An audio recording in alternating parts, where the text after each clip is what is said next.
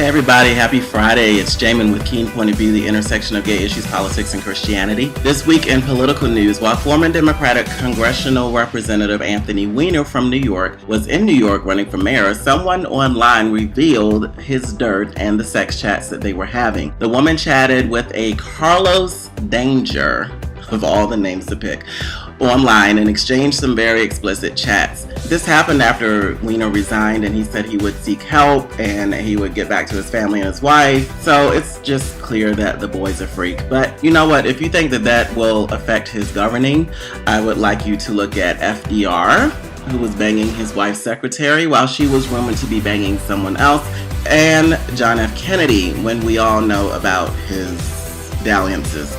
Also, George H.W. Bush was also rumored to have had an affair with his secretary. These men were rated effective leaders, so I don't doubt that Weiner could be a good mayor for New York, but we'll have to see what New Yorkers decide.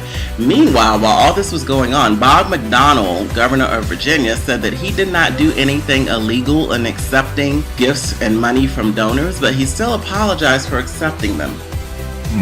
He threw his family under the bus as well by saying they all were guilty of it and repaid the loans, as they're now being called. He did not do anything illegal according to Virginia law, because you only have to admit that you got the money when someone gives it to you. That's how the law was written, to protect things like gifts and donations. Even though they're unethical, the law says it's fine as long as you disclose it.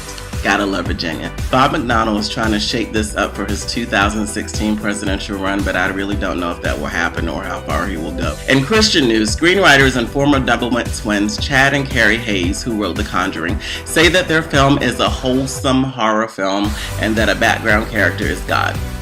Really?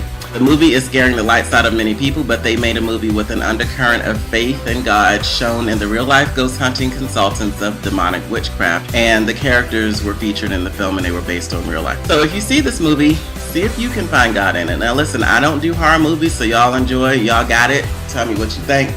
Some of y'all are probably not going to see it now that I mentioned the undercurrent of faith and God.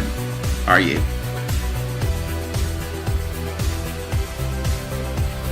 In gay news, I didn't cover this last week due to time, but the countries of England and Wales can start having same-sex unions in mid-2014. The United Kingdom's new same-sex marriage law was given royal assent and it passed in Parliament. So now England and Wales can have same-sex unions. Scotland has their own legislation that they're introducing, and Northern Ireland does not have same-sex marriage no matter how hard the people have tried. I do like that the overall reaction to the news of England doing this was, oh, that's cool, welcome aboard. It wasn't like a really big thing. It was just like, great. Finally, in other news, the Hispanic juror from the George Zimmerman trial said that he got away with murder. Juror B27 wanted to convict George Zimmerman of second-degree murder, but said based upon Florida laws and the way that the evidence was presented, she could not do that. Now, this further backs up my claim that this was a sham of a trial meant to placate the family and media, and that the prosecution team never meant to secure any conviction on George Zimmerman. And also, juror B27 can have all the seats and get off my television, because you could have made it a hung jury and he would have to be retried, but no, you went ahead and did not guilty. And then go and sit around and talk about justice might not have got George Zimmerman, but I know in my heart that he murdered that boy and God will get him. Like, girl, shut up. In closing, this week I did a bunch of personal blogs, which was completely not planned. It's just the way it fell out.